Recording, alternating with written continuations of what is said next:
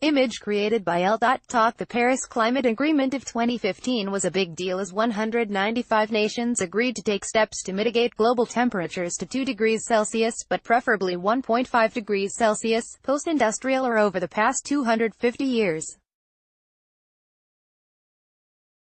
When temperatures exceed those levels, all hell breaks loose with our precious life support ecosystems. Today, we're already more than halfway to that first temperature guardrail, but accelerating fast. Problematically, the latency effect of greenhouse gas (GHG) emissions impacting global temperature is several years. Similarly, a household oven turned to 450 degrees Fahrenheit doesn't immediately go to 450 degrees Fahrenheit. Earth's atmosphere, similar to that oven, takes time, years and years, to respond to GHGs that essentially turn up its thermostat. Implementation of Paris 15, however, is another matter.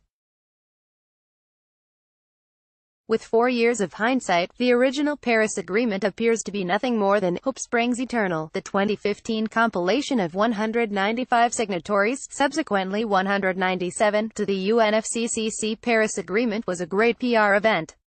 And it was a very good wake-up call regarding the seriousness and dangers of climate change. However, looking back at its origins, it was DOA. For starters, ever since the ink dried, CO2 emissions have gone up and are now accelerating, as fossil fuel usage had its largest increase in 7 years in 2018, prompting the prestigious Met Office Hadley Centre, UK, to issue a strong warning. During 2019, Met Office climate scientists expect to see one of the largest rises in atmospheric carbon dioxide concentration in 62 years. Thus, on the heels of Paris 15 agreement, CO2 emissions took a short breather but then took off and never looked back. In fact, the largest increase since 1957. Counterintuitively, the Paris 15 agreement, unbeknownst to participants at the time, somehow, mysteriously, served to launch accelerating CO2 emissions. Not only have GHGs started going gangbusters once again, additionally, there's a very challenging land use issue with the agreement, which is one more category of failure. Human land use is responsible for about 1/4 or 25% of global anthropogenic emissions. Also, land abuse severely constrains, limits, reduces terrestrial carbon sinks, thereby defeating nature's moderation and balance of CO2, not too hot, not too cold for the past 10,000 years of the Holocene era. The land use imbroglio is the subject of an important new study, Achievement of Paris Climate Goals Unlikely Due to Time Lags in the Land System, by Callum Brown, et al., Nature Climate Change, February 18, 2019. According to the study, meeting the Paris Agreement requirement of limiting global temperature increases to 1.5 degrees Celsius or 2 degrees Celsius requires substantial interventions in the land system, in the absence of dramatic reductions in fossil fuel emissions, IBID.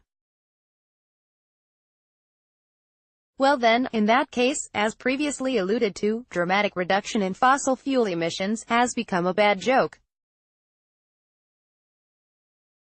Therefore, land use takes on new significance to limit temperatures to 1.5 degrees Celsius or 2 degrees Celsius. But, in reality, land use has been, and remains a disaster in the making. Commitments to implement provisions of the Paris Agreement are called NDCs, nationally determined contributions. Of the 195 countries that committed NDCs, representing 96.4% of global GHG emissions, no major industrialized country has yet matched its own ambitions for emission reductions. Clearly, nobody is serious about curbing climate change and its consequence of global warming. The global motto seems to be, let the chips fall where they may. However, avoidance is a dangerous game as very big problems loom right now today as the planet's 3 major, sensitive areas to global warming are literally crumbling apart. 1. The Arctic, 2. Antarctica and 3. Northern Hemisphere permafrost. But nobody lives in those areas to physically see it happen. Then again, scientists that take field trips to where nobody lives are horrified, aghast, dumbfounded by the rapidity of change.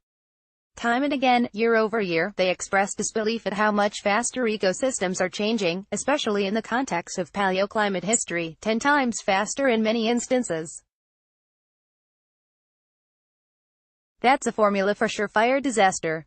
Meanwhile, 100 countries have explicitly identified mitigation strategies involving land use, with a common strategy of increasing forest carbon sinks by reducing deforestation and/or increasing reforestation. However, deforestation increased by 29% between 2015-16 in Brazil and by 44% in Colombia, and the net result of overall deforestation and land use shows no real progress for years. Furthermore, the voluntary aspect of nations fulfilling NDCs means that NDCs are not required to be demonstrably achievable. That appears to be a weak link in the agreement. Worse yet, most countries have no defined plans for implementation. Not only, countries like Australia have already abandoned emissions targets for their energy sector. And some countries have issued contradictory objectives. For example, Scotland, which issued world-leading climate policies, also simultaneously provided financial support for fossil fuel extraction. Other examples of contradictory policies include Indonesia's forest moratorium policy designed to reverse state-sponsored palm oil plantations that decimate rainforests. Their plan is confusing, and it's counterproductive, as it temporarily slows down deforestation in some areas while increasing deforestation in other areas. Which is it supposed to be? In fact, both Indonesia rainforest and the Democratic Republic of Congo rainforest deforestation rates exceed that of Brazil rainforest by 1.5 to 2 times, in spite of Paris 15 commitments. Equally concerning, voluntary commitments within countries are not enforceable, another shocker. Both China and India encourage reforestation via voluntary tree planting by all citizens. This approach is fraught with numerous issues. For example, effective leadership in localities is but one issue. Meanwhile, on a global basis, 1. China and India, since 2017, have increased emissions by 4.7% and 6.3% respectively. 2. China's Development Bank is financing hundreds of new coal-fired plants in Africa, Asia, and the Middle East. 3. Brazil is opening up its rainforests to massive development like there's no tomorrow. 4. France, Germany, and Japan have increased coal use. 5. France scrapped some major plans to meet GHG reductions because of public pushback. 6. 4. U.S. states, Washington, Alaska, Colorado, and Arizona, rejected anti-fossil fuel initiatives in the most recent 2018 elections, and the list goes on, but the point is made. In the future, it is likely that climate change mitigation will not be implemented until climate disaster strikes first. Then, expect public outcry. Do something. Australia's 2018 heatwave may be an early preview of one of many potential climate disasters in the near future that will serve as a catalyst for public outcry, pleading for help. Do something. Australia sizzled like a blazing hot oven in late 2018 as temperatures exceeding 42 degrees Celsius (107 degrees Fahrenheit).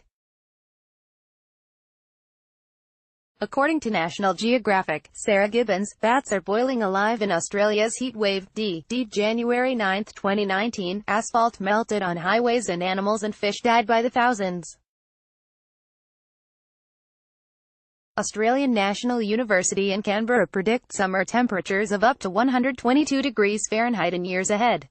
As for one more example of what may motivate the public, once Wall Street, the Lower Manhattan as well as Miami Beach are repeatedly hit by flooding from high tide surges, there will be public outcry. Do something, but by then, the response will be, do what?